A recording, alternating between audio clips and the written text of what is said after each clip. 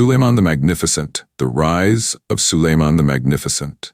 In a world where empires clashed like titans in a cosmic wrestling match, one man rose from the shadows of history to rewrite the rules of power, politics, and poetry.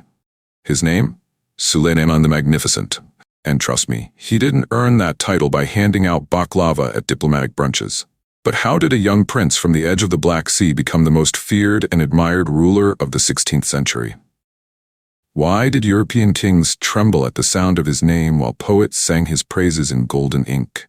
In an age where empires rose like dough in a hot oven and collapsed like soufflés in a thunderstorm, one name would echo across continents with the force of 1,000 cannons: Suleiman the Magnificent.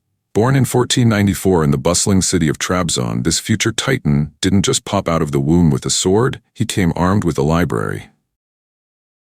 From a young age, Suleiman was groomed like a royal bonsai, trimmed with poetry, watered with philosophy, and fertilized with military arts. Why? Because in the Ottoman Empire, princes didn't just wait around for a crown. They earned it by ruling provinces and proving they could handle more than just fancy robes and falconry. When his father Selim's, aka Selim the Grim, not a guy you'd invite to brunch, passed away, Suleiman took the throne. But this wasn't a quiet coronation with harp music and baklava.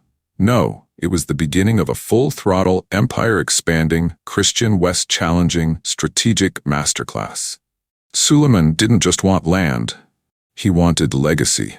He saw the Ottoman Empire not just as a political machine, but as the defender of Islam, the guardian of the faith, and the unstoppable force between Europe and Asia. Suleiman's first campaign was like a debut album that went platinum. He targeted Belgrade, a city so strategically placed it was practically begging to be conquered. The Hungarians? They were caught napping. Suleiman's forces rolled in like a thunderstorm with maps, muskets, and magnificent mustaches. Boom! Belgrade fell. The Christian West blinked. The Ottoman East roared. Next stop, Rhodes, the Mediterranean jewel guarded by the Knights Hospitaller, who were basically medieval Navy SEALs with a flair for drama. Suleiman didn't flinch. He laid siege, blockaded, and outmaneuvered them like a chess grandmaster with a vendetta. After months of tension, Rhodes fell, and the Mediterranean whispered, "Okay, this guy means business." Loving the story so far? Don't miss a single twist in Suleiman's epic saga. Hit subscribe and join the journey. History's never been this thrilling. Hungary, still licking its wounds from Belgrade, became the next target. The Battle of Mohacs was a symphony of strategy and slaughter. Suleiman's forces crushed the Hungarian army like stale breadsticks. The result? John Zapolya, a Transylvanian noble with a decent resume and a flexible moral compass, was installed as a vassal ruler. Smart move? Absolutely. Complicated? Oh yes. But wait, enter Ferdinand, the Habsburg hotshot who wanted a piece of Hungary. Suleiman wasn't having it. Their rivalry became a medieval soap opera with swords. Suleiman's campaigns into Austria weren't just military, they were messages written in fire and steel. Back off, Ferdy. After shaking Europe like a tambourine in a thunderstorm, Suleiman the Magnificent turned his gaze eastward. Persia wasn't ready. The Safavids weren't ready. Even the deserts weren't ready. The Ottoman-Safavid rivalry was no polite chess match. It was a battle of titans.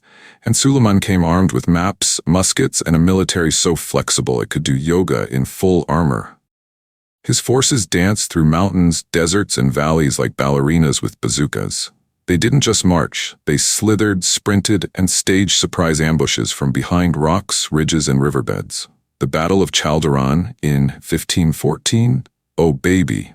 That was the moment the Ottomans said, "We don't just fight, we dominate."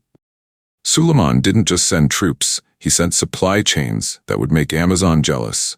Roads were carved, bridges built, and camels loaded with everything from cannonballs to couscous. His army was a mobile fortress, a rolling empire, and a well-fed war machine. He used the terrain like a chessboard, setting up camps in valleys, launching ambushes from cliffs, and controlling choke points like a gamer on a kill streak. His troops included foot soldiers, cavalry, and artillery, all moving like a synchronized orchestra of destruction. But wait. Suleiman wasn't just a warlord with a flair for drama. He was a legal maverick. He introduced the Kanun-i Osmani, a legal code so organized it made bureaucrats weep with joy.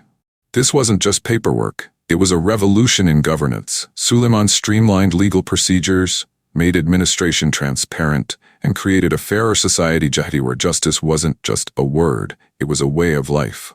His laws lasted for generations, shaping the empire like a sculptor with a chisel made of wisdom. Suleiman saw the Ottoman Empire as the ultimate trade hub, a glittering bridge between Europe and Asia. He built roads smoother than silk, bridges stronger than steel, and ports that buzzed like beehives full of spices, textiles, and gold. He beefed up the navy until it could flex in the mirror, securing sea routes and making sure pirates got the memo. Don't mess with the Magnificent. He also played the diplomatic game like a seasoned poker champ, striking deals, wooing merchants, and turning Istanbul into the Walmart of the medieval world.